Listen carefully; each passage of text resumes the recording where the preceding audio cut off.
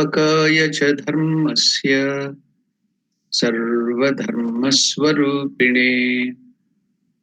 अवतारवरिष्ठाय रामकृष्णाय ते नमः. Namaskar to all of you. Welcome to the discussion on Great Master. Yesterday we have celebrated the birth of Sri Krishna. We were immersed in the thought. Now we are proceeding to study the life of the Master with the same pure mind which has been bathed in the joy of Krishna's birthday.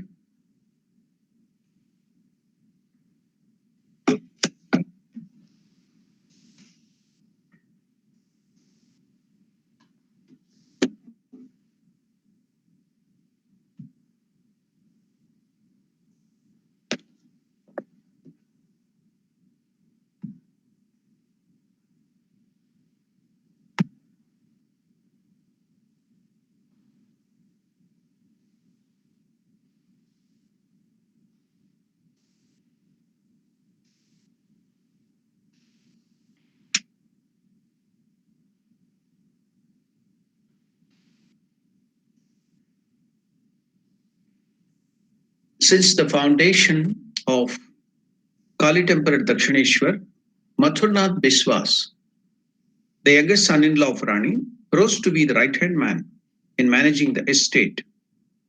He was already acquainted with the financial condition of the temple endowment. And from the very day of the consecration of the temple, he was actively engaged in planning the temple services and executing them in accordance with the wishes of the Rani. Therefore, it was he who continued managing it after the Rani's death.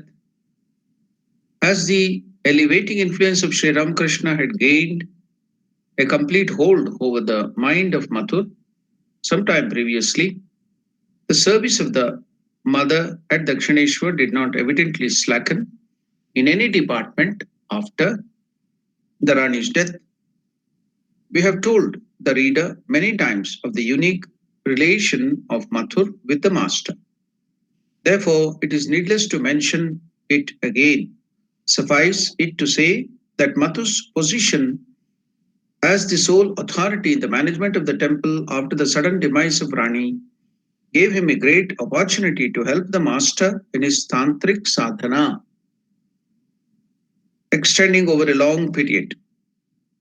Who can say whether his authority of Mathur over the management of the property was not brought about by the will of the Divine Mother for helping her son the master in his sadhana? For we find that from the time until his death, Mathur engaged himself wholeheartedly in the service of the master. Now, last time when the question came up about Mathurnath Vishwas, I told that let us read the life of Mathurnath Vishwas in the beginning and then, as usual, now go to the life of Sri Ramakrishna afterwards. So, from today, for about 10 or 15 minutes, we are going to read Mathurnath Vishwas' life so that we will understand who was Mathurnath Vishwas, how did he help Sri Ramakrishna in his sadhana. Now, it was written in Mathurnath's horoscope, the Janma Kundali horoscope, the astrological calculations during his birth, that what was written in his horoscope, that is Ishta Devata, chosen deity, would always be gracious to him, nay, would even accompany him wherever he went and protect him, assuming a human form. Thus, Sri Ramakrishna described Mathurnath Vishwa's wonderful good fortune to the devotees who came to him long after Mathur had passed away. So, what was the writing in the horoscope of Mathurnath? It was written in Mathur's horoscope that the Ishta Devata, chosen deity of Mathur, would always be gracious to him. Who was the chosen deity of Mathurnath? It was Mother Kali, Divine Mother Kali. So, his chosen deity, Ishta Devata, would always be gracious to him, nay, would even accompany him wherever he went and protect him, assuming a human form. So now you can see Divine Mother Kali had assumed the form of Sri Ramakrishna and he was protecting him and always following him wherever he went. So this showed that Sri Ramakrishna was none other than Mother Kali.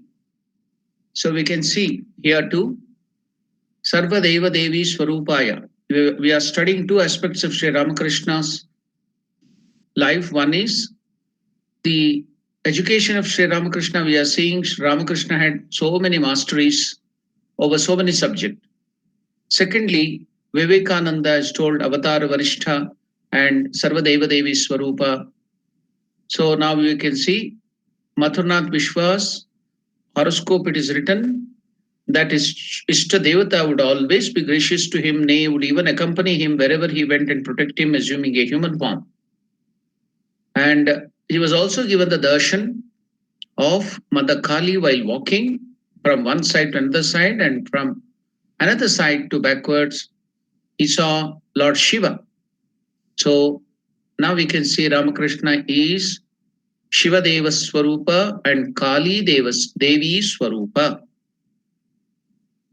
One day, Sri Ramakrishna was pacing back and forth on the northeastern veranda of his room in Dakshineshwar.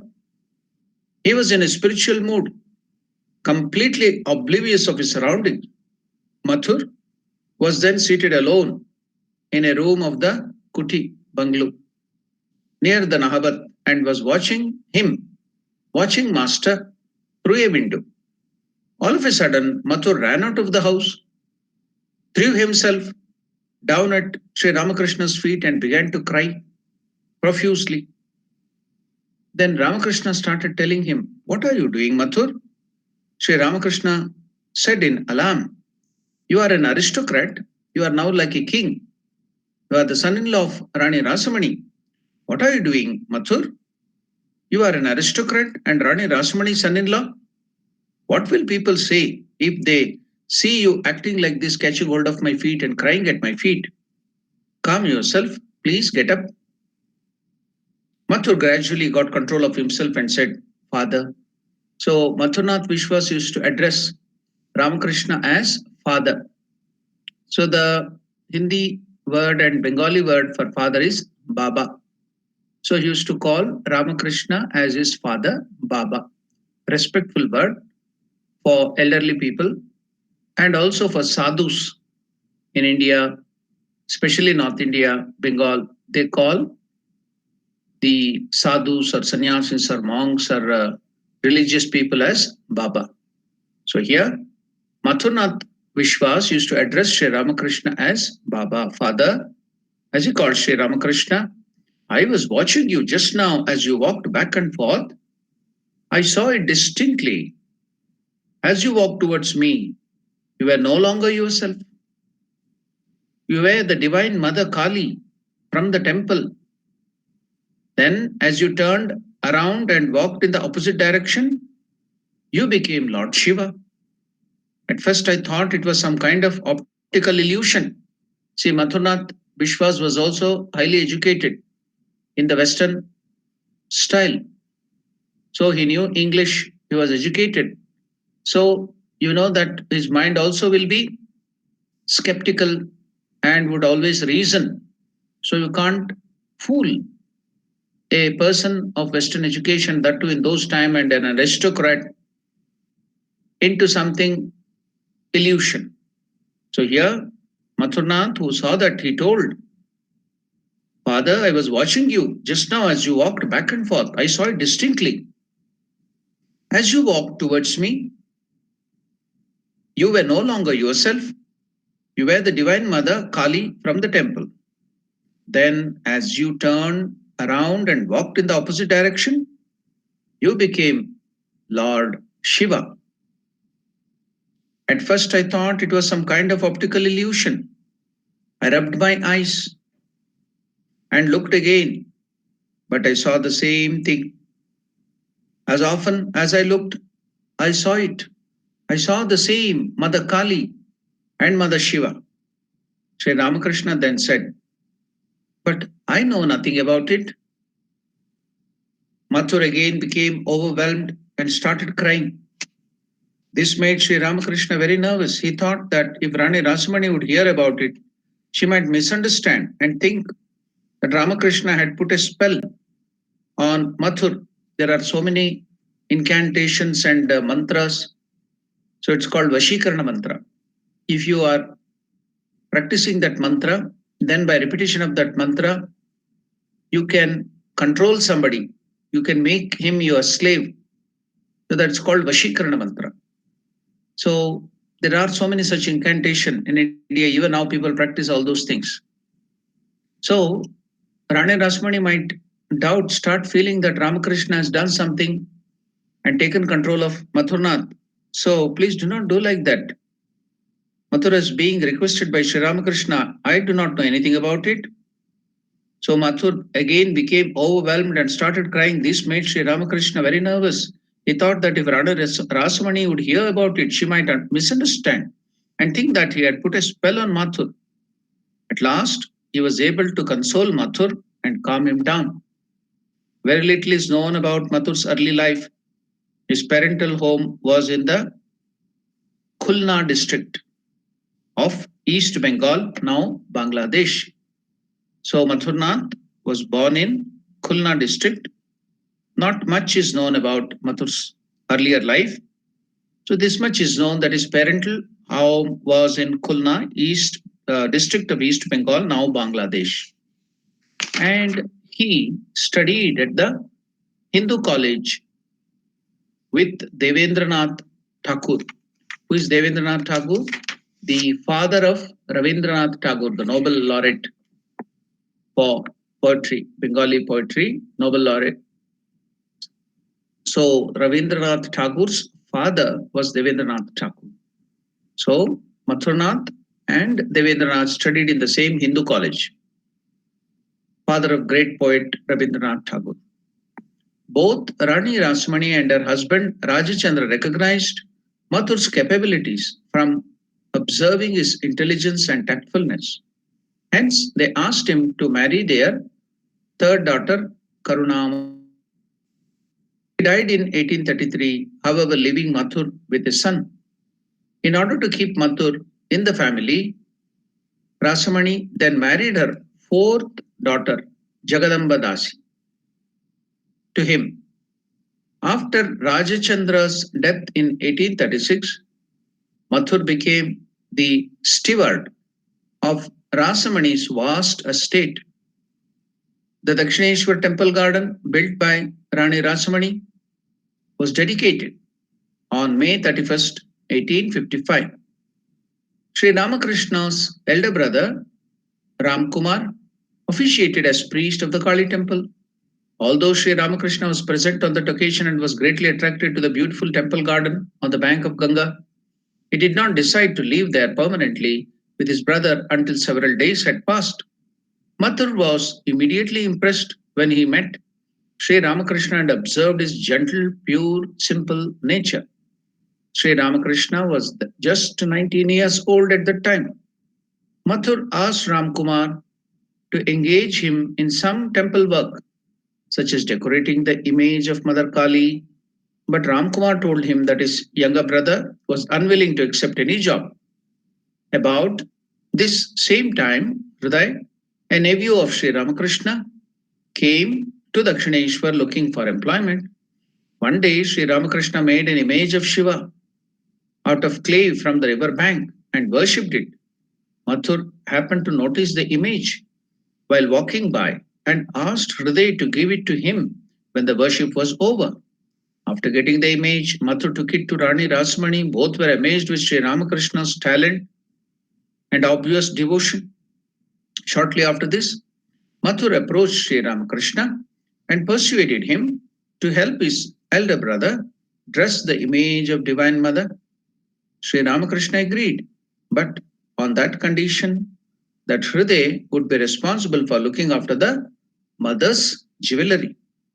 3 months after the dedication ceremony, the image of Krishna in the Vishnu temple was broken and the priest of the temple was dismissed. Sri Ramakrishna was then appointed to take his place. But within a year, he was asked to take over his brother's position as priest of the Divine Mother Kali, and his spiritual adventure began. So the adventure of spiritual life began in the life. We all in the present days, there are so many youths who don't have any other work to do. They have all the luxuries in the life. They have a lot of money, they have a lot of time. They do not know anything to do higher things, no higher aims in life. So they will go out to different places for bungee jumping, so many other nonsenses, and they will think that is all that adventure in life. But they do not know there is also another adventure in so many other fields, higher adventures. And what did the youth called Sri Ramakrishna do? He started his adventure in spiritual life. His adventure was something special. He started his adventure at the age of 19 in spiritual life. So as soon as he got to start the Divine Mother's worship, so he used his whole personality. He didn't care for his health, his body, his youth, and everything. He just started the adventure in spiritual life. In that state of divine exaltation, Sri Ramakrishna later said, so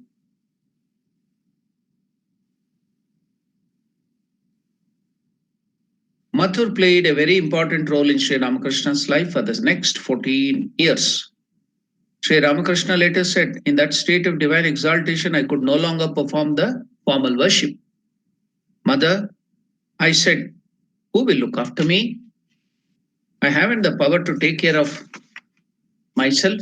I want to listen only to talk about thee. I want to feed thy devotees. I want to give a little help to those whom I chance to meet. How will all that be possible, Mother? Give me a rich man to stand by me. That is why Mathur Babu did so much to serve me. So Ramakrishna himself is telling. The temple officials soon began to notice Sri Ramakrishna's strange behavior and manner of worship. He would climb on the altar and caress the Divine Mother. He would sing, laugh, joke, and talk with her. Sometimes he would partake of the food before offering it to the mother, or he would feed it to a cat, a very blasphemous act. When the officials complained to Mathur, he asked them not to interfere with Sri Ramakrishna's action in any way. He wanted to see things for himself. One day, Mathur paid an unannounced visit to Dakshineshwar and secretly observed Sri Ramakrishna in the temple.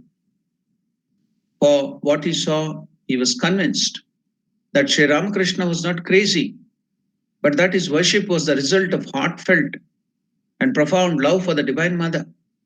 Mathur himself actually felt that the temple was filled with an intense manifestation of the divinity. Immediately, he told Rani Rasmani that they had an extraordinary worshipper and sent a message to the temple officials telling them to let Sri Ramakrishna perform the worship in whatever way he liked. But still, he was concerned about Sri Ramakrishna's safety. As his love and adoration for the Master grew day by day, so also did his worry and anxiety for him.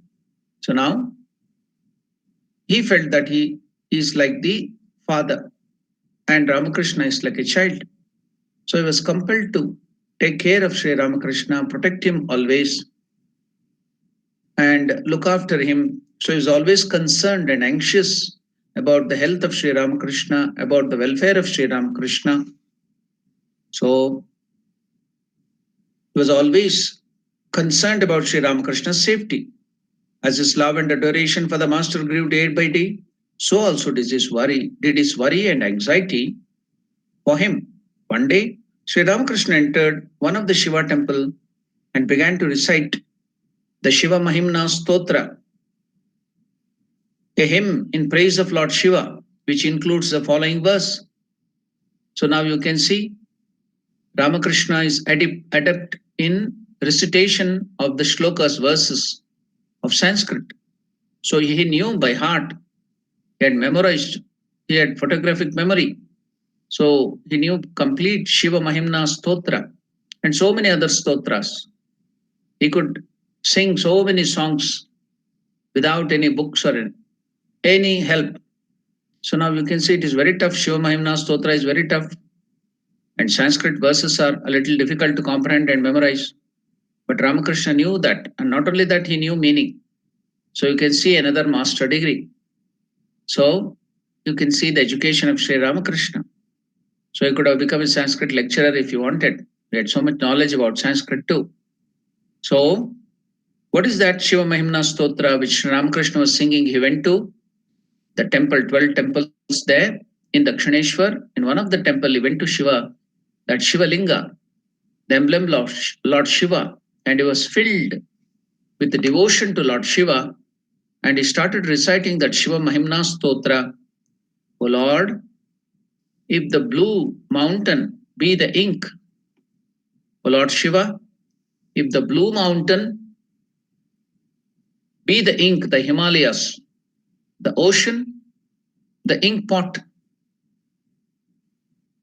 the biggest branch of the heavenly tree be the pen, just like the heavenly tree is called the Kalpavriksha. So wish yielding tree, heavenly tree is called Kalpavriksha. So if the biggest branch of the heavenly tree be the pen, the earth, the writing leaf, the page, and by taking these, if the goddess of learning, that is Mother Saraswati herself, writes forever and ever, even then the limit of thy glory, O Lord Shiva, the limit of thy glory could never be reached. That is the meaning of that stotra, Shiva Mahimna Stotra. As Sri Ramakrishna recited this verse, he became overwhelmed with emotion. Tears poured down his cheeks and he cried aloud, O Lord, how can I express thy infinite glory? O Lord Shiva, Sri Ramakrishna was that he was in his inebriated condition, filled with devotion to Lord Shiva. So Sri Ramakrishna became overwhelmed with emotion and devotion to Lord Shiva. Tears poured down his cheeks and he cried aloud, O Lord, how can I expressed the infinite glory. The temple servants and officials quickly gathered around him, joking and saying such things as, "He's even crazier than usual today. And is he going to ride on Shiva's shoulders? There is still time to pull him out of the temple." Meanwhile, Mathur had come there. One of the officials seriously suggested that Sri Ramakrishna be forcibly removed from the shrine, as he was very close to the deity. Then Mathur became so angry, and the officials there wanted to pull out Sri Ramakrishna from the temple before Ramakrishna used to go and touch the image. So when that official told the other people to pull out Ramakrishna, Mathur who had come there, he was so angry with that officials. What did he tell? Mathur had come. One of the officials seriously suggested that Sri Ramakrishna be forcibly removed from the shrine, as he was very close to the deity. Then with anger, Mathur replied, "Touch him if you don't value your head." He was so concerned with Sri Ramakrishna, he loved Sri Ramakrishna. He told that official, "If you value your head, if you want to leave, if you want that I should not kill you, murder you, touch him if you don't value your head," said Mathur furiously. Now, all the officials were afraid. Mathur had taken so much serious and angry stance because he loved Sri Ramakrishna so much. So when the official wanted to ill-treat him, pull him out of the temple, when he commanded others to pull him out, Mathur became so angry. What was the utterance? "Touch him if you don't value your head," said Mathur furiously. After a short time, Sri Ramakrishna regained consciousness of the outer world. Seeing Mathur and the others standing around him, he became like a fearful child and asked, "Did I do anything wrong?" "Oh no," said Mathur, "you were just reciting a hymn. I came here to make sure that no one disturbed you." But Mathur questioned Sri Ramakrishna's sanity when he slapped the Rani for thinking about a lawsuit when she was sitting in the mother's shrine. Mathur was not sure whether Sri Ramakrishna's unusual behavior was caused by mental eccentricity or by divine intoxication. So, with the consent of Rasamani, he engaged a well-known physician, Ganga Prasad Sen, to give the master a thorough checkup and prescribe medicine. Mathur also arranged a special diet and cold drinks for him, hoping to restore his system to a normal condition. But Mathur and Rasamani did not stop there. One day, they even brought a prostitute to his room in order to test me and also to cure my madness. Sri Ramakrishna later told the devotees, "She was beautiful to look at with pretty eyes." I cried, "Oh mother," and rushed out of the room. I ran to Haladari and said to him, "Brother, come and see who has entered my room." I told Haladari and everyone else about this woman. Mathur's doubts still remained. With the idea of testing him further, he one day said to Master, "Even God has to obey his own laws." No, so now we will stop our reading the life of Sri Ramakrishna. Sorry, reading the life of Mathurnath, and we will continue with the master's life here.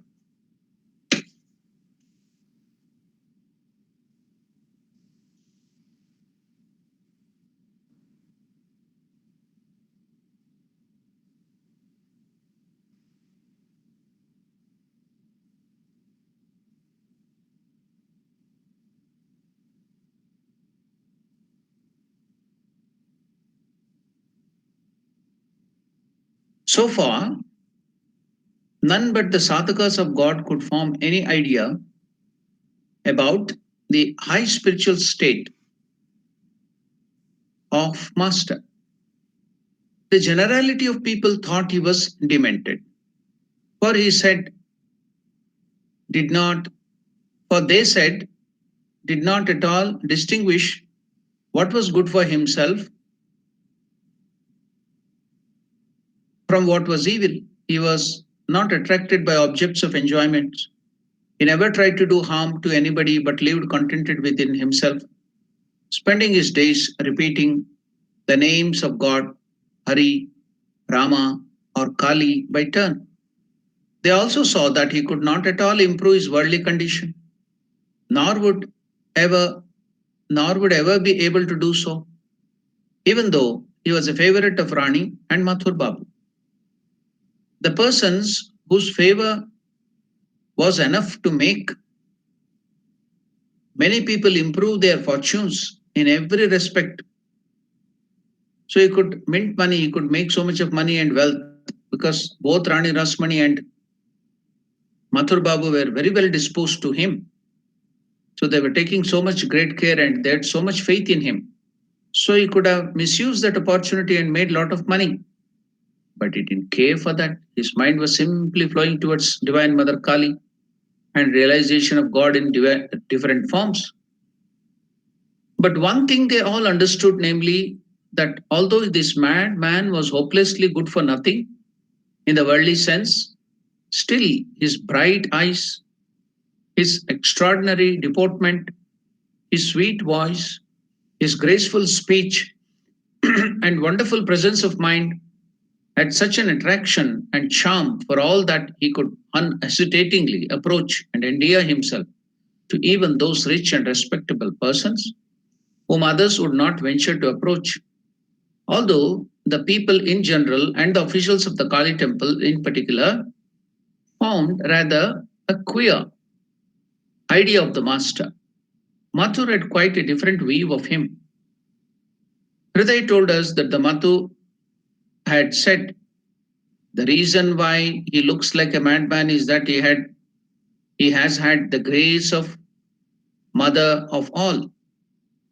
Shortly after the passing away of Rani, there came to pass another important event in the master's life. There was a beautiful flower garden on the spacious embankment on Ganga to the west of Kali temple.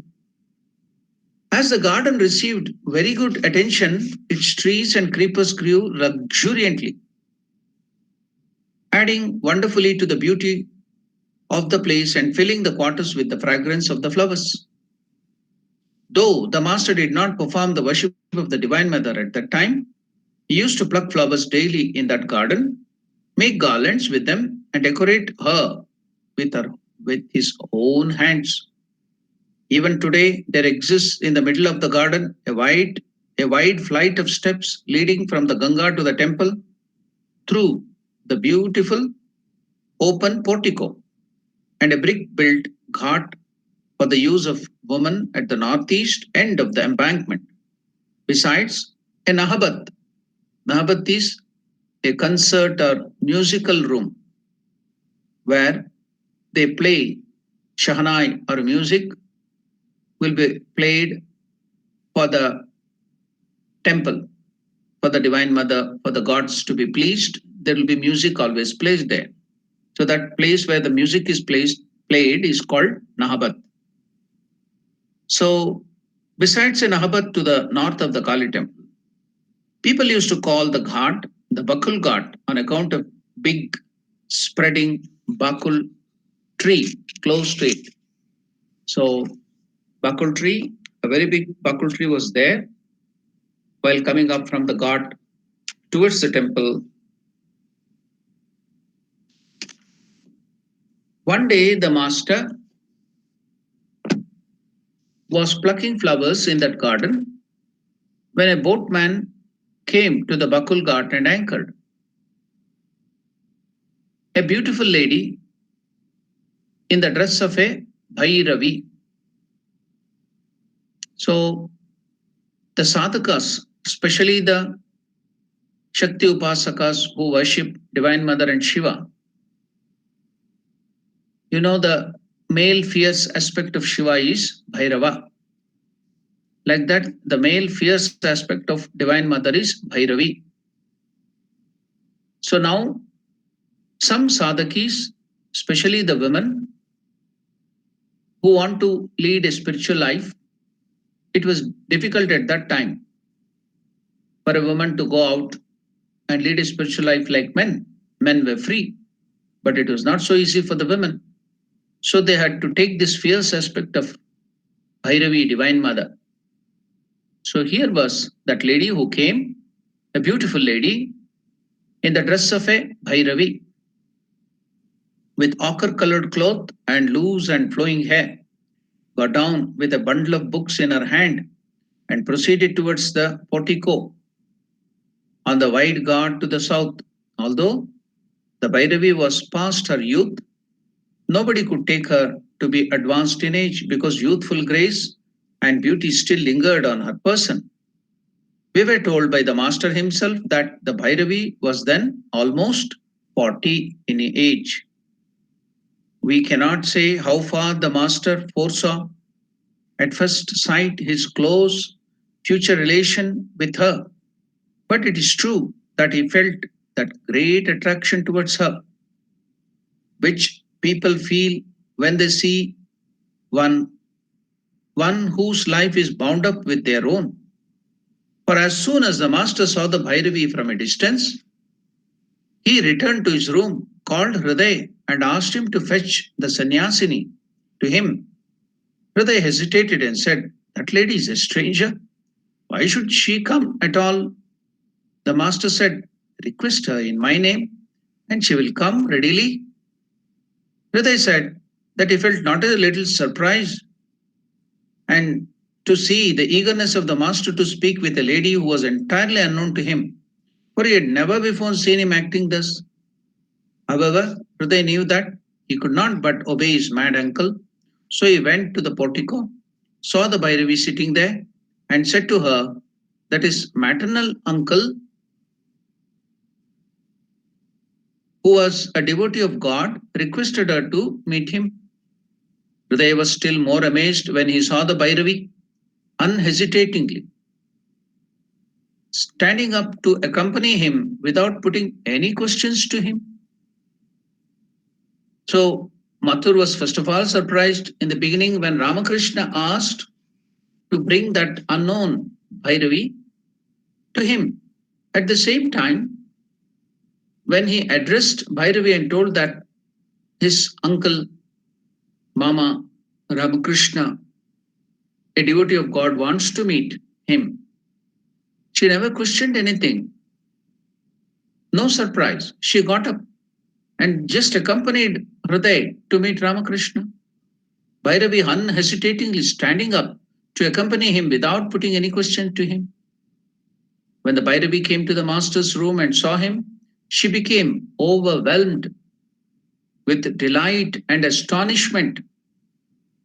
She shed tears of joy and said, "Ah, my child, you are here. I knew you were living somewhere on the bank of Ganga, and I have been searching for you ever so long. At long last, I have met you now." The master said to her, "How could you know of me, mother?" The Bhairavi answered, "I knew long ago by the grace of Universal Mother, the Divine Mother, grace of Divine Mother, that I have to meet three of you. I've already met two in East Bengal, and today I meet you here." So Divine Mother Kali had shown me that I had to meet three sadhakas, three spiritual aspirants and guide them. So I was searching.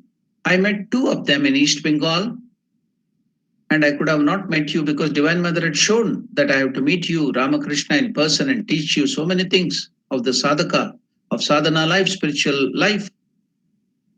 So I was searching for you. I knew that you were on the bank of Ganga, but I didn't know where. I searched for you so many days, Divine Mother had shown. At the same time, Ramakrishna was also informed by Divine Mother that this Bhairavi Brahmani would be coming. Not only Mother had informed, Mother had also shown in vision the picture or the person of Bhairavi Brahmani and might have told Sri Ramakrishna that she will come and guide you in the Vaishnava spiritual practices and also the Tantric spiritual practices. So Ramakrishna also knew Divine Mother had shown about her and told that she will come and become your guru in the Vaishnava worship, the spiritual practices and also Tantric spiritual practices. So you can see how Divine Mother was guiding in all the sense. She had shown to Bhairavi Brahmani that she has to come and meet Sri Ramakrishna and guide him in these spiritual practices. And she had also shown Ramakrishna that Bhairavi Brahmani would come and guide him in that spiritual practice. So we can see how in every aspect Sri Ramakrishna was guided inch by inch by the Divine Mother. When Bhairavi came to Master's room and saw him, she became overwhelmed with delight and astonishment, shed tears of joy, and said, "Ah, my child, you are here. I knew you are living somewhere on the bank of Ganga, and I have been searching for you ever so long. Long last, I met you now." The Master said to her, "How could you know of me, mother?" The Bhairavi answered, "I knew long ago by the grace of the Universal Mother that I would have to meet three of you. I have already met two in East Bengal and today I meet you here." The Master then sat beside the Bhairavi and like a child describing everything delightedly and with an open heart to its mother. We know that the child will not hide anything, will open up the heart and tell everything to its mother. No hesitation with mother. It will be so free with the mother. Likewise, Ramakrishna also, like the child, he sat beside Bhairavi Brahmani, like a child describing everything about his life, about his sadhanas, delightedly and with an open heart to its mother. Went on narrating his extraordinary visions, the loss of his consciousness of the external world while talking on God, and also the burning sensation in his body, his sleeplessness, and other peculiar bodily changes, because of which he was taken to be mad. He repeatedly asked her, "Mother, what are these things happening to me? Have I actually become mad? Have I been seized with a fell disease for calling on the mother wholeheartedly?" He's asking Bhairavi Brahmani, "What has happened to me, mother? What are these things happened to me? Have I actually become mad? Have I been seized with a fell disease for calling on the mother wholeheartedly?" Listening to these words of Master, she, like a mother, became now excited, now delighted, and with her heart melting with compassion, consoled Sri Ramakrishna, saying over and over again, "Who calls you mad, my child? It's not madness. You are in the state of Mahabhava." What is this very high state of Mahabhava? And that is why all these things are happening to you. You are in a very high, exalted state of devotion, which is called Mahabhava. Only two people had it earlier. Who are the only two people who had this Mahabhava earlier? It was long, long back during the time of Lord Krishna. Mother Radha had that, and nobody else had it afterwards. It was then Chaitanya Mahaprabhu, another avatara, Chaitanya Mahaprabhu, who had this Mahabhava. And after that, you are the only person who is having this very high, exalted state of spirituality, that is Mahabhava. Who told that you are mad? It is not madness. You are in the state of Mahabhava. That is why all these things are happening to you. It is given, is it given to ordinary people to understand the state you are in? Can ordinary people understand what a exalted state of spirituality you are in? In their ignorance, because they are just immersed in worldly pursuit, worldly thought, and sensual enjoyments. What can they understand about the exalted state, higher states of spirituality? Is it given to ordinary people to understand the state you are in? In their ignorance, they say all sorts of things. All this happened to Sri Radharani. All this Mahabhava, the state, higher state, it happened to Radharani. And also to Sri Chaitanya, Chaitanya Mahaprabhu, the great Lord. All these things are recorded in the devotional scriptures.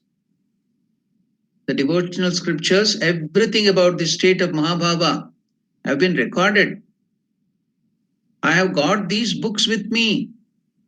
Divine Mother has sent all those books with me. I have bought all those books. See, you can see how Divine Mother made every arrangement to bring all those scriptural books, the devotional scriptural books, which describes Mahabhava, the high exalted state of Radharani, and Chaitanya Mahaprabhu. Everything is given in detail there. What are the symptoms of a person who is having all these things? And now Sri Ramakrishna is having this high exalted state, and people are telling so many things about Sri Ramakrishna. Ramakrishna has also started to doubt about himself. Now here comes Bhairavi Brahmani with all those books and scriptures to tally what is happening, the symptoms of that exalted state. Now Sri Ramakrishna can verify that his spiritual progress, his exalted state is not something a disease, but really a spiritual progress to the highest state. So all this happened to Sri Radharani and to Sri Chaitanya Mahaprabhu, the great Lord. All these things are recorded in the devotional scriptures. I have got these books with me. I'll read them out to you and prove that these states came on those who truly called on God in the past and do so at the present time too. Hriday was simply flabbergasted, surprised to see the Bhairavi Brahmani and his uncle Mama Ramakrishna behave and converse with each other like very close relatives and familiar friends of long acquaintance. When afterwards the master found that the day was far advanced, he gave the Bhairavi Brahmani for her breakfast fruits, roots, butter, candy, etc. All prasada of Devi, the Divine Mother Kali. And knowing that the Brahmani, inspired by a spiritual and motherly love towards him, would not take anything, whatever, without first feeding him, he first partook a little of these things. After paying her obeisance to the deities and having her breakfast, she took from temple stores some flour, rice, etc., as bhiksha, as alms, in order to make offering cooked to the stone symbol of Raghuvira. She used to always carry in her neck, tied to a cloth, rope, or a chain, a stone emblem of Ramachandra, Raghuvira, that is called Raghuvira Shila. That is we all know the Vaishnavas worship, just like the Shaivas worship the Shivalingam as the emblem of Lord Shiva. Like that, Vaishnavas worship Salagrama, the stone emblem of Lord Vishnu. So she was also worshipping one Raghuvira Shila of Ramachandra, Salagrama of Ramachandra. So she used to always carry in her neck wherever she went that Raghuvira Shila, and she used to worship that and also prepare food and offer it as Naivedyam every day. So that was her routine. Now she took these ration like rice, flour, oil, and other things from the store of Kali temple. And she wanted to cook it and offer to that Raghuvira Shila. Now, after paying her obeisance to the deities and having her breakfast, she took from temple store some flour, rice, etc. as bhiksha, alms, in order to make offering cooked to the stone symbol of Raghuvir that she wore on her neck and engaged herself in cooking under the Panchavati. Panchavati is the place, all that 5 trees are there. Sri Ramakrishna used to practice deep spiritual practices there. So there she started cooking for her chosen deity Raghuvira in the form of the Saligrama, which she had always carried in her neck.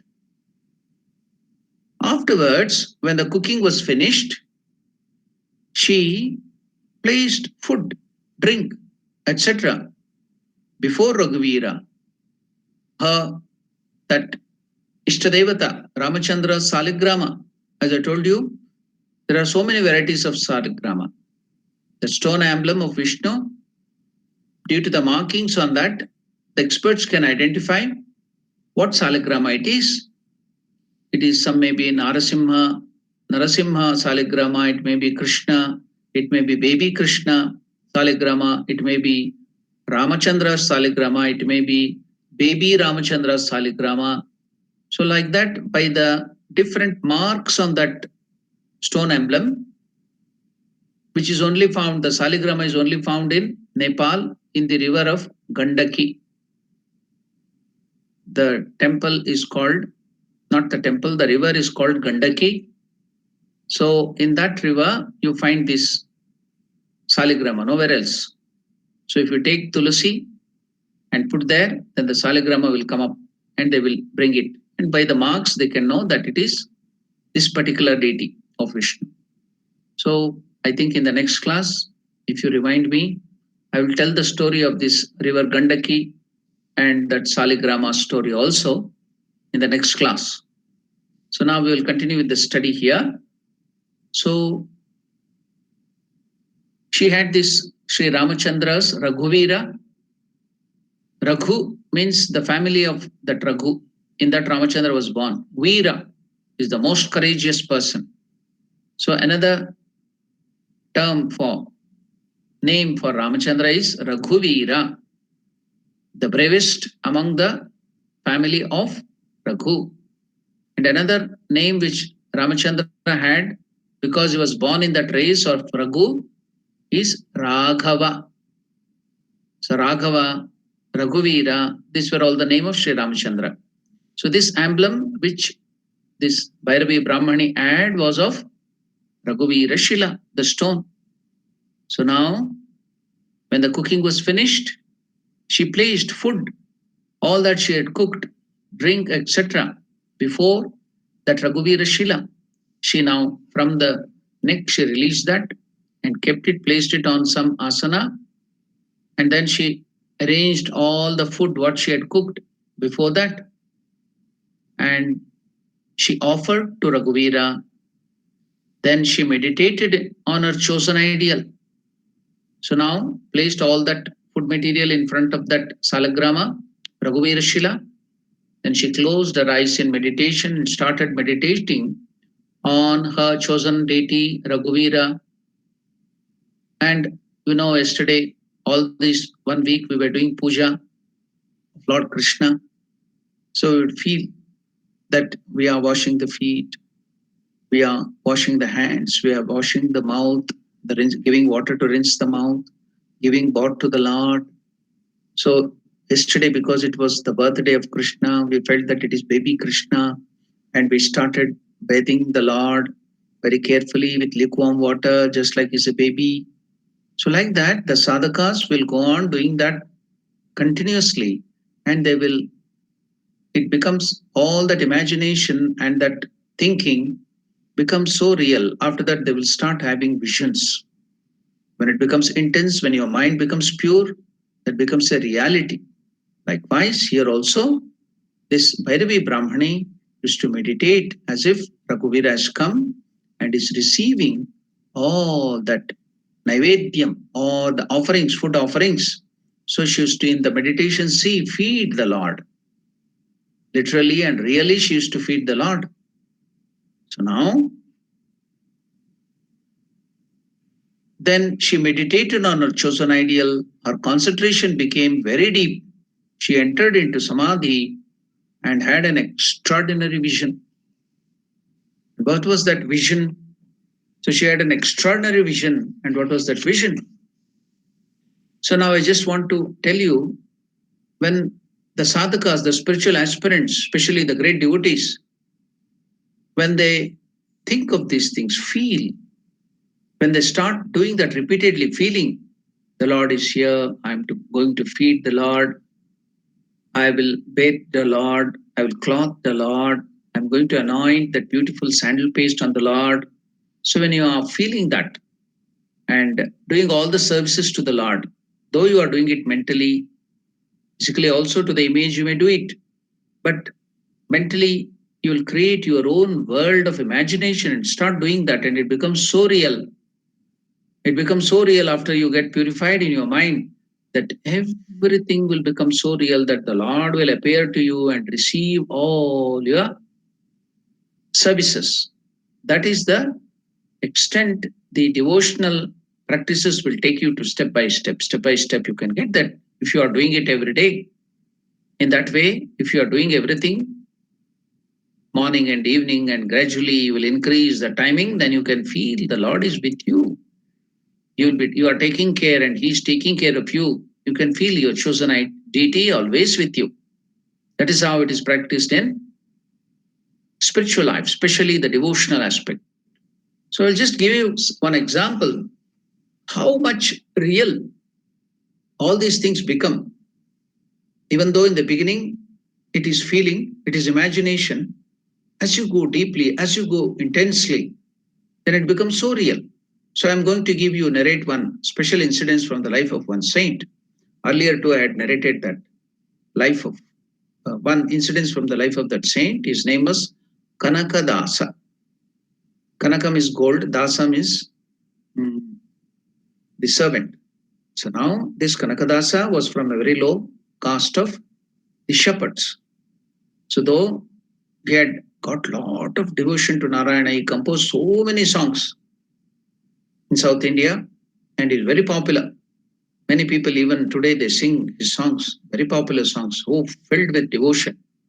Just like Kabir Das in North India, he used to write some songs which were critical of those practices at that time too, and filling devotion and removing the social injustice and the bad practices. So Kanakadasa used to go and reforming the society with his songs. So while he was serving his guru, he came to Vyasaraya. The Vyasatirtha or Vyasaraya was at that time the head of the Madhvacharya, the Dvaita philosophy ashrama. So Vyasaraya was earlier in his life, he was Prahalada, born as Vyasaraya, as this Guru Prahalada himself had become Vyasaraya. So Vyasaraya was very much, Vyasatirtha or Vyasaraya was very much deep. He was a sannyasin, he was very deeply gone into spiritual life, he had great devotion to Lord. So now when this Guru, usually in those days, because there was no special vehicles, the modern day motorized vehicles, it was only palanquin or at the most bullock carts, or if the kings would provide, it would be horse carriage, the ratha. But sannyasins couldn't have it, so there would be some people carrying them in the palanquin. So that great Vyasatirtha was sitting inside the palanquin. Generally, the palanquin will be covered with little opening for the air to come in, and also if they want, they can remove the curtain and see the things outside. So front there will be a big pole, wooden pole, and back also there will be a big wooden pole. Some 3 or 4 people will carry it, or 2 people may carry it. It all depends upon how light or heavy is that palanquin. So now this great saint Kanakadasa, who had become the disciple and who had already gone too much forward in spiritual life, though people were telling that he's from the low caste and they used to ill-treat him. But he had gone too much forward in spiritual life already. It's so great devotion. Lord Narayana himself and came during the war. He was the son of a chieftain. He was also a chieftain of that community. So in that war, he was very much wounded. At that time, Lord Narayana came in that wounded state on the battlefield and told to become his servant. He agreed to become the servant Dasa of Lord Narayana. Then the Narayana touched his body and all the wounds and cuts and fatal wounds were all healed up and he became so peaceful. Later on, he dedicated his whole, gave up all his family and dedicated his life to Narayana. They came to this Guru. He was guided by Narayana to come to this Guru and he became his disciple and went forward in spiritual life. Now this person is carrying on one side the palanquin. Some other people were also carrying the palanquin, Guru inside. While moving, transporting, or when the transportation is done, the Guru will not sit quiet. He's sitting in meditation and doing Manasa Puja. You can't do puja just like regularly in the sitting in the temple with to the image with all the accessories because you are traveling. So at that time, the Guru Vyasaraya started sitting in meditation in the palanquin and started doing Manasa Puja. The puja in your own mind. You will imagine everything. It becomes so vivid. Everything is so clear. In your closed eyes, you will be imagining everything, the idol or the Lord himself sitting there and all the puja articles like flowers, sandal paste, the agarbatti, the lamp, everything you imagine, it becomes so real. Then you are doing puja. That is called Manasa Puja. Worship in your own mind, mental worship. So he was doing this Manasa Puja, Vyasaraya. Then what happened was he was worshipping baby Krishna. Baby Krishna is as if sitting there. He is imagining baby Krishna is sitting there. It's so real. Imagination has become so real. And he's doing all the worship, washing his feet, giving him a bath, then feeding him with all the things. Then after the bath, he has wiped the body of the Lord. Then he has anointed it with sandal paste, beautifully, gently, the baby Krishna. And after that again, he started putting the ornaments. Now while he has started putting the ornament, at Kantihara, the necklace, big necklace, to the Lord, beautiful golden studded necklace, he's putting to the Lord Krishna. Somehow the chain is so small, it is not going into the head of Krishna. It is so real. You have to feel this. So real. Now the chain has become too small. It is not entering into the head of Sri Krishna, coming to that position of the necklace. So the Guru in his this mental worship, Manasa Puja, is finding it difficult to put that hara to Lord Krishna, that necklace to Lord Krishna. He's finding it difficult, Vyasaraya. So now do you know what happened? A sound was heard from outside. Who was that? Kanakadasa was carrying. He was so much forward in spiritual life. While walking, he could feel what his Guru is doing in that mental worship. He could know, though he was carrying everything with open eyes, he could sense that his Guru is doing Manasa Puja and he's struggling to put that Kantihara or that necklace to the. He can see everything. That baby Krishna is finding it difficult to put the hara. What is happening in the mind of his Guru? Then he shouted from there itself, Guruji, why can't you first remove the crown of Lord Krishna? That is obstructing the Kantihara to go inside. Please remove the crown of Lord Krishna and then put the hara, then you can put the crown. You have put first the crown on the head of Krishna. That's why the hara is not going inside the head, around the head. So please first remove the crown of Lord Krishna, baby Krishna, and then put the Kantihara, then put the crown. Shocked. How can Kanakadasa know what is happening in my mental worship? That was the state of spiritual elevation of that person, Kanakadasa. They gave an example how things first, which starts with imagination and your feelings, then when you go on proceeding forward, doing that daily, day by day, that imagination and feeling becomes so real. because of the purification of the mind, you can see everything. Everything becomes so real. For example, earlier, the brothers, what do you call, right brothers, who were the looking after the shop, a workshop of a cycle preparation and other things. It was first an imagination, a dream to make an aeroplane. So it was their dream, imagination. They started imagining and making it real. So their thought, which was an imagination and feeling earlier, when it became intense, they gave it a form of aeroplane. First, it was an imagination. Likewise, here too in spiritual life, it starts with feeling, it starts with imagination, and as you go on forward and forward, it becomes so real. Likewise, you can see the Guru is sitting in meditation and doing the Manasa Puja, and he's feeling it so real. Now we cannot put the Kantihara. It's something natural. Everything is going on inside. Outside there, the Kanakadasa is carrying the palanquin. So forward in spiritual life, you could understand what is happening inside, what is Guru doing, and what is happening inside the mind, inside the mental worship. What is Guru feeling? Told Guruji, why can't you remove the crown on the head of baby Krishna and then put the hara, the kantihara, the golden garland, the golden this thing chain, and then again put the crown. So such was the extent of reality. That is spiritual life. It will happen with you too if you go intensely, make your mind pure, and practice spirituality. All these things will become reality.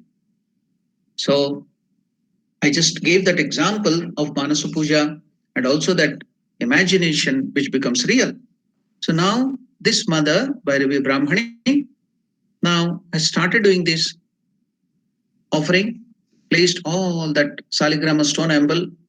It is not just stone emblem for her, it is Sakshat, real Raghuvira, Ramachandra, her Ishtadevata. So she has placed it beautifully on the cloth or something. Then she has arranged all the food material, cooked it and arranged in front of the deity. And then sat in meditation and wanted to feed it. She went deep into the meditation. And in that meditation, she went to that samadhi, the higher state of that bhava samadhi. And what happened? Her concentration becoming very deep. She entered into samadhi and had an extraordinary vision. She had an extraordinary vision. What was that vision? From both her eyes flowed profuse tears of love, and she was completely oblivious of the world. She started shedding tears, feeling an irresistible attraction at that time, feeling an irresistible, he cannot withstand, as if somebody is dragging him. Ramakrishna was in his room in that Dakshineshwar temple, he was in his room. And here, this Mother Bhairavi Brahmani is offering, she has cooked that food in Panchavati. It's quite far off. If you go to Dakshineshwar, you can see how far it is. It's something, some irresistible force. Because who is the person who is residing in the heart of Sri Ramakrishna?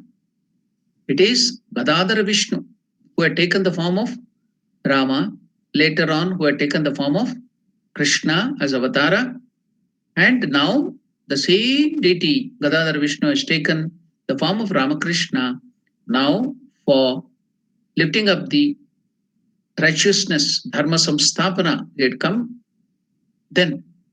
So that deity here in the heart of Sri Ramakrishna, because there that Bhairavi Brahmani is offering that food and deeply praying to come and accept it. Now, who is she doing that to? Raghuvira, Ramachandra. Who is present in the heart of Sri Ramakrishna there? Ramachandra, Gadadhara Vishnu. So now some attraction. He can't sit there.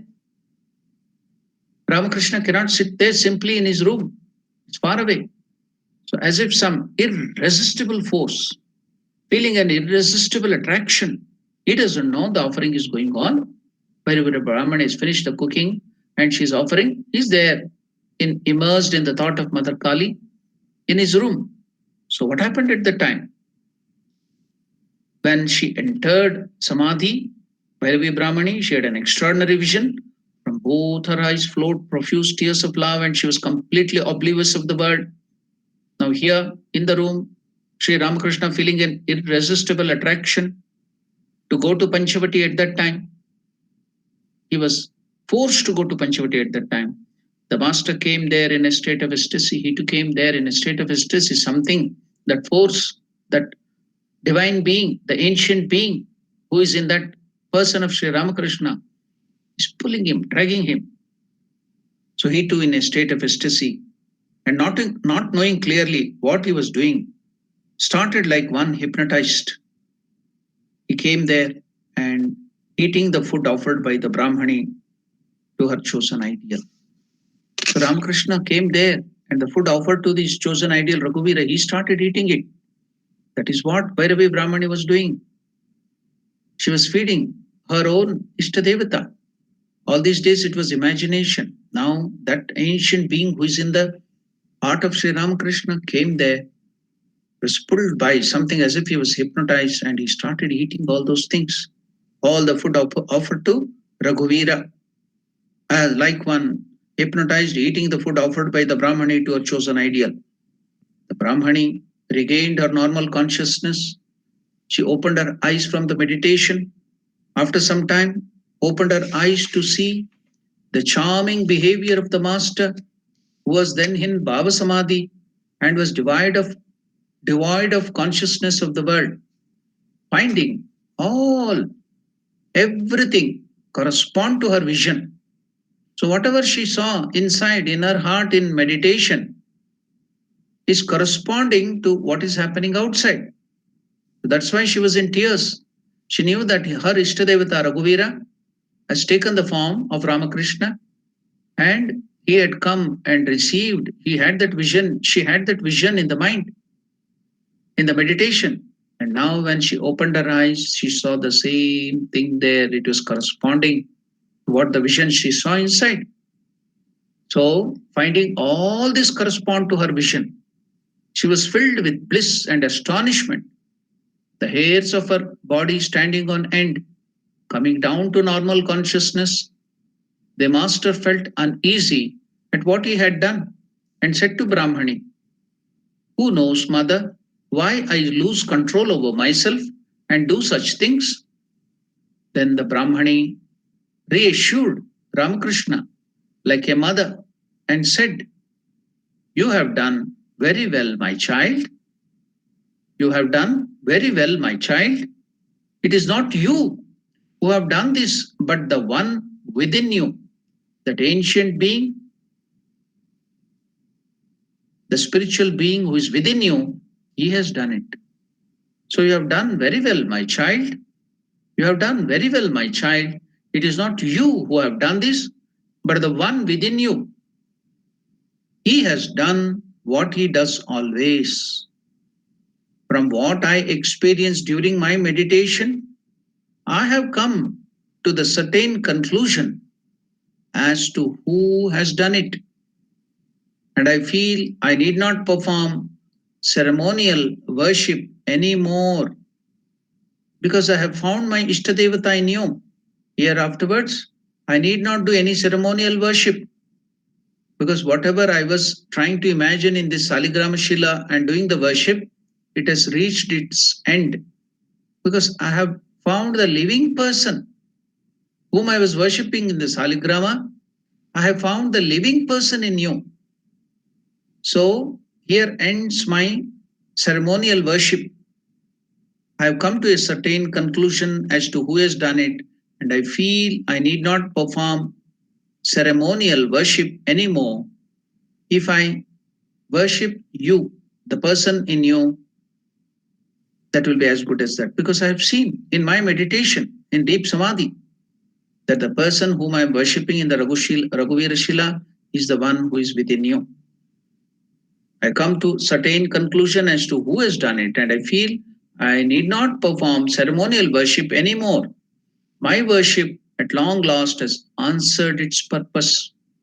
My worship at long last has answered its purpose. So saying, the Brahmani unhesitatingly partook of the remnant of the food, offering left over by master as a sacred prasada of her chosen ideal, and having obtained the concrete and abiding presence of Raghuvira in the body and mind of master, she now very carefully immersed in Ganga the emblem of Raghuvira, so endearingly worshipped by her all these years. For so many years, she had worshipped that Raghuvira, Shila, carrying with her. Now it has reached an end because she is seeing the one she was worshipping is now in the person, living person in Ramakrishna. So my worship has come to an end. So she not only partook the leftover prasad which Ramakrishna has eaten from that Naivedyam, she also took that Saligrama Shila. Its work is over. She immersed in Ganga very carefully, respectfully. She took that Raghuvira Shila, and having obtained the concrete and abiding presence of Raghuvira in the body and mind of Sri Ramakrishna, she now because now it is not necessary for the stone image, she has found the Lord in the person itself. She now very carefully immersed in Ganga, the emblem of Raghuvir, so endearingly worshipped by her all these days, shedding tears of love and joy as she did so in a semi-conscious state of spiritual absorption. The mutual affection and attraction experienced at first sight by the master and the Brahmani increased day by day, with her heart overcome by a spiritual and maternal affection, motherly affection. The sannyasini stayed on at Dakshineshwar. So she started getting that motherly affection towards Sri Ramakrishna. She started seeing her child in Sri Ramakrishna and doing the needful, how the mother will protect the child, take care of the child, serve the child. So that motherly feeling, the maternal feeling aroused in Bhairavi Brahmani. So she started looking after Sri Ramakrishna like her own child. With her heart overcome by spiritual and maternal affection, the sannyasini stayed on at Dakshineshwar. The master and the Brahmani engaged themselves every day in conversation on spiritual matters under the Panchavati. And they used to be so absorbed in these that neither of them was aware of the passing of time. The master told the Brahmani frankly about all his spiritual visions and states, now and then putting various questions to her. And the Bhairavi Brahmani was very well adept in all the scriptural injunctions. She was expert in Tantra sadhanas. She was expert in Vaishnava sadhanas. She was very adept. She was a great scholar. So, and the Bhairavi Brahmani, when Ramakrishna put all those questions, the master told the Brahmani frankly about all his spiritual visions and states, now and then putting questions, various questions to her. And the Bhairavi Brahmani solved all the problems with the help of the books, the scriptural books she had carried of Tantras and Vaishnava Granthas. So, sometimes again, she would read verses from the Chaitanya Bhagavata, the Chaitanya Charitamrita, and other devotional books showing what signs were produced by the strong surge of divine love in the bodies and minds of incarnations of gods, and in this way dispelled the doubt of the master. Thus, there flowed a current of divine bliss under Panchavati. So now, Divine Mother has sent Bhairavi Brahmani to Panchavati. Why? Ramakrishna has undergone so much of spiritual sadhana and is having so many visions, so many experiences. Now, as he is progressing too much intensely in spiritual life, other people, the outside people are thinking he has gone mad, insane, because he doesn't get attracted towards any worldly enjoyments, worldly things. Normal things are not done. He behaves a different way than the other people do because his focus is only rushing towards the Lord and nothing else. So now Ramakrishna himself started feeling, is there anything wrong with me? So now Divine Mother sent this Bhairavi Brahmani, was adept in all the scriptural injunctions, and bought back the faith in Ramakrishna, telling that all these things you have gone has been recorded in the scriptures, in the Chaitanya Charitamrita, in the Tantra. So whatever experiences you are having without the Guru, now you can know why you need Guru for verification, why you need scriptures.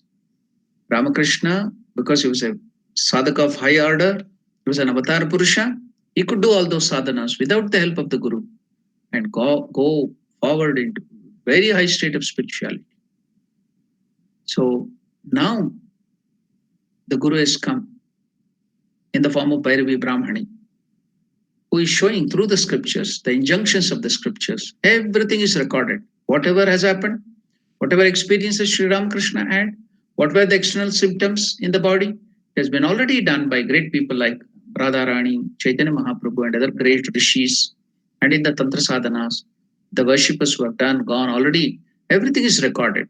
So when it starts corresponding, when you start verifying, then it increases the faith in the person who is doing that sadhana. I am on the right path. So now you might have come to know what is the need of scriptures, need of Guru.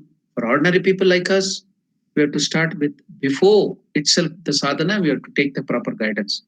But great personalities, great avatar Purushas, Sri Ramakrishna, it's not necessary. Purely on their yearning for God, purely on their self effort, they go forward very quickly. It is only to verify. See, just like you do mathematical problems through some processes and you arrive at the answer, then now you want to know whether the answer you got through that solving of the mathematical problem is right or wrong. Then what do? You take a calculator and press that and see the answer is right or wrong. You verification, you verify it. So you do the process of verification. So just like that, great personality Sri Ramakrishna, they've already gone forward. They've got the answer. Without the Guru, without the scriptures, they've got the answer. But now, why did Mother make Ramakrishna and make him uneducated in the sense of not uneducated, illiterate? We can tell that no collection of information or literacy, learning of the letter and other things. He was, in the sense, really educated. It's his real education. So, why did Mother make him practice all these things without any education or without any literacy? Because to prove, to show to the world the scriptures are true. Hinduism is true. Our religion is true. Our gods are true. Our great rishis, they have given so many truths. They're all true. They are not something bogus things, imagination, wild fictions and imaginations. They're all true. So now, by the life of Ramakrishna, you can see that he started it without any guidance and he found the truth. And it is tallying with the scriptures, tallying with the gurus. So the scriptures are true. Now he's proving the scriptures are true. Hinduism is true. Religions are true. Gods and goddesses are true. So it will increase the faith in our heart. It is not for him. He doesn't need it. But it's all being done for us so that we get faith in God, in spiritual life. We can also increase our faith and move forward in spiritual life. So this wonderful life of Sri Ramakrishna is helping us to know the veracity, the truth of the scriptures and of a great religion called Hinduism. No such religion with all its fullness like Hinduism. So we are very, very lucky to born in that and going forward in spiritual life. So now it is time already.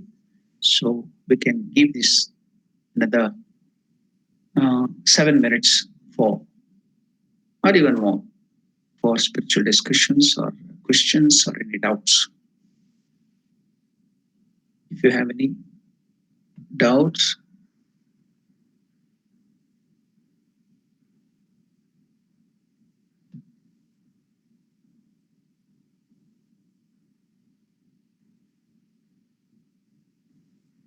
if you have any questions, if you have any doubts, you can now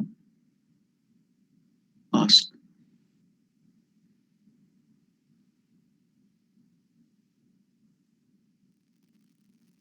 Pranams, Maharaj.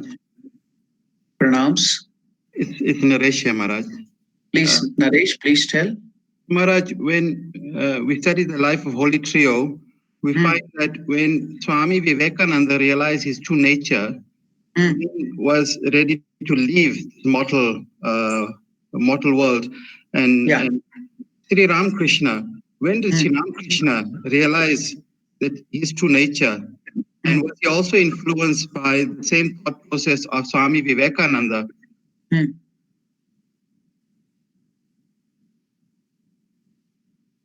Om, Om. Om Maharaj, Om. It got cut. Can you please again? I can't hear it properly. Can you repeat the question again? Maharaj, I said when Swami Vivekananda realized his true nature, he gave up immortal. Sri Ramakrishna was Sri Ramakrishna subject to the similar thought process where once he realized his true form, he would leave his body, or was his circumstances different being the avatar? Yeah, see now, one more thing is to be noted. They have come here to do their work, to do to establish righteousness. So you should see that Ramakrishna used to tell about Narendra. The moment you come to know about your real nature, that is real nature means who you are, who you were, the aspect of Shiva or what that Saptarishi was immersed in Samadhi, then you will give up this cast of this body. So Mother will not allow you to get that Samadhi and know it until you have finished the work you have come to do. So he had certain work to do in this world. They have not come for their own mukti, for their liberation. They were adept in that. They were already immersed in that. They had come here to do some certain works. So now, after that work, they have to go away.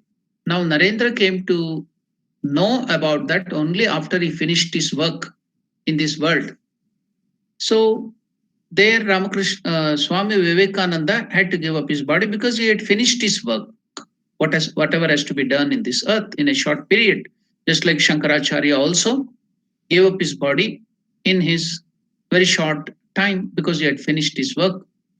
But Ramakrishna had to stay long and do the work here because he had to meet so many people and guide them in the spiritual life and show so many things as an avatara, as a avatar of the great Lord. He had to show so many ideals. Vivekananda's work was different to spread the message of Sri Ramakrishna and the Sanatana Dharma to the world. He went to America, he went to Europe and all other places. He did it, he finished his work, he went away. But as the avatara who is guiding all these things, Sri Ramakrishna had to do so many things. He had to set ideal not only for one aspect of life, but to different aspect of life. For the householder, for the to be an ideal husband, to be an ideal father, to be an ideal guru, to be an ideal what you call sadhaka. So many this thing. So he had to finish his work, and the moment he finished his work, he just went away. That's all. So he was not under the control of anybody because he is the one who is the guiding force. But Vivekananda was controlled by Ramakrishna. Ramakrishna had bought him from that Saptarshi Mandala. In the beginning itself, we have told that the Parabrahma Swarupa, the Nirakara, that is the formless, attributeless, that consciousness condensed itself to take the form of a baby and came to the Saptarishi, one of the Saptarishis who was meditating immersed in Samadhi, and he put his hand around that Rishi. Rishi opened his eyes and saw on whomever he was meditating in his heart is the same person who has taken the form of this baby. Then the baby told to that Saptarshi, I am going down to the earth for the establishment of the righteousness. Will you also come? Then the smile on the face of the Rishi said that he accented, and after that he went into meditation. And that baby was none other than this child or Ramakrishna, and that Saptarshi was Vivekananda. So Ramakrishna has bought him. So it is a will of Sri Ramakrishna that Gadadhara Vishnu, who is the maintainer, the sustainer of this world, whatever happened is in this world, just like the manager has to rush to the spot in the estate or in the company, wherever there is problem. So the work of Mahavishnu is to come to this world again and again and set right all the imbalances is in this world. That is the work of the Mahavishnu. So he has come to do that on his own, and he has brought Narendra to do the work. The moment he came to know of that his work was done, Narendra went away. But Ramakrishna had to stay long because he had to set in so many ideals and do all the work. After he finished his work, he went away voluntarily. That's all. So they have come to do certain work. After that, they leave this world. They've set the example, they have done their work, they go away. Thank you, Maharaj. This thought came through as you were beautifully explaining the relationship between Bhairavi Brahmani and Sri Ramakrishna. Thank you, Maharaj. They've come to do certain work. It is not for their personal liberation. They have already have it. They are already having it. They are free, already free. So they have come to do Loka Kalyana, to help the people. Yeah. Any other questions? Any other doubts on this spiritual matter?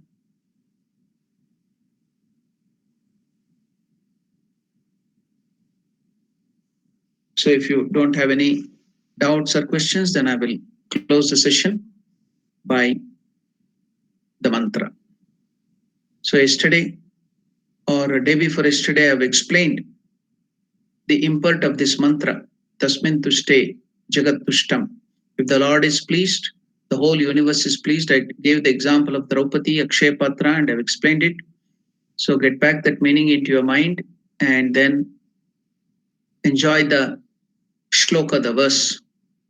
Om Priyatam Pundari Kakshah Sarvayagneshwaro Harihi Tasmin Tushte Jagat Tushtam Prenite Prenitam Jagat Harihi Om Tat Sat Shri Ramakrishna Arpanamastu.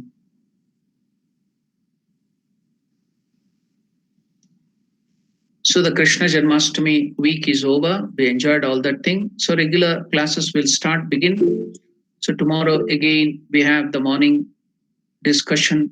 That is Friday, the morning discussion on Great Master. Then Saturday evening we'll be having Bhagavad Gita study. Then Monday again we have the early morning discussion on Great Master. Monday evening we'll be having the puja class, the science of worship. Tuesday we will be discussing on Vivek Chudamani in the evening. Wednesday again Bhagavad Gita. So the regular classes will go on. All of you are welcome to these discussions.